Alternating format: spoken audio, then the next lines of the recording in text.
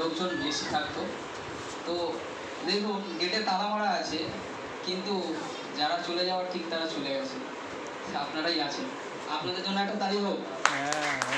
বিশাল কথা। তো সামনের দিকে আগে শুনতে পাচ্ছেন সামনে। হ্যাঁ, আমার মহিন্দ্র জার্নিতে উত্থান পতন অনেক হয়েছে। তো সর্বপ্রথম আমি হাততালি চেয়ে নেবো আমার ইমিডিয়েট সিনিয়র মহসিন শেখ স্যারের জন্য। ওনার জন্য আমি আবার কামব্যাক করতে পেরেছি। তো সত্যিও সঞ্জীব স্যার রয়েছে, রাকিব স্যার রয়েছে, এনাদের জন্য হাততালি চেয়ে নেবো আমি। তো লাস্ট আমি আর মহসিন স্যার প্রোগ্রামে গিয়েছিলাম ঝাড়গ্রাম।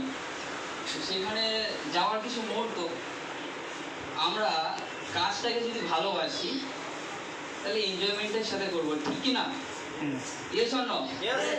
আমরা যে কাজকে যদি ভালোবাসি তাহলে মনে খুশি থাকবে, যতই কষ্ট হোক, হ্যাঁ কি না? তো আমরা একজনের বাড়িতে গেছি, আমাকে কেউ নাম জিজ্ঞেস করবেন না। আমাকে হয়তো প্রোগ্রামের পরে বলে কে সেই লোক, নাম জিজ্ঞেস করবেন। একজনের বাড়িতে গেছি, তো ওনার বাড়িতে প্রোগ্রাম করেছি। এবার উনি বলছে চলুন স্যার আমরা একটু বাইরে থেকে কিছু খেয়ে আসি। তো ওনার সাথে বেরিয়েছি, চাটা খেলাম, চা ঘুগনি মুড়ি খেয়েছি, তারপর চা খাওয়ার জন্য আসছি। তো আসার সময় হঠাৎ করে উনি বলছে এই কুত্তা বিস্কুট আছে, কুত্তা বিস্কুট দোকানে। আমি আর মহসিন স্যার অবাক চোখে তাকিয়ে আছি, কুত্তা বিস্কুট সেটা কি? যেটা খায় না মাথায় দেয়, সেটা কি জিনিসটা কি? লাস্ট আমি শুনেছি বিস্কুটের নাম খাওয়া বিস্কুট, কুত্তা বিস্কুটের নাম আমি শুনিনি।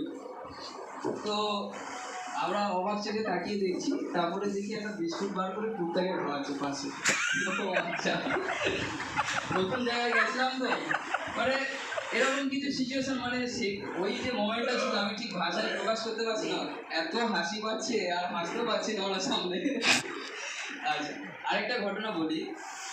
আমরা ওখান থেকে মানে বাসের কমিউনিকেশনের খুব অসুবিধা, ওখানকার বাস খুব কম চলে।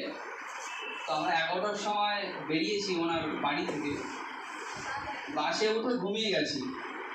ঘুমিয়ে যাওয়ার পরে হঠাৎ করে চোখ মুখ ভেঙে দেখছি ওনার বাড়ির সামনে থেকে যাচ্ছি 2টোর সময়। তো আমরা সেই গরমের মধ্যে ঘেমে গেছি, ঘামছি, কষ্ট হচ্ছে, কিন্তু সেই মোমেন্টটাকে আমরা এনজয় করেছি। এই কথাটা বলার মানে হচ্ছে যত কষ্ট আসুক না কেন, প্রত্যেকটা পরিস্থিতির প্রতিকূলকে আমাকে মেনে নিয়ে এনজয়মেন্টের সাথে কাজ করতে হবে। কুত্তা বিস্কুটের গল্প শুনলেন তো? কেমন লাগলো?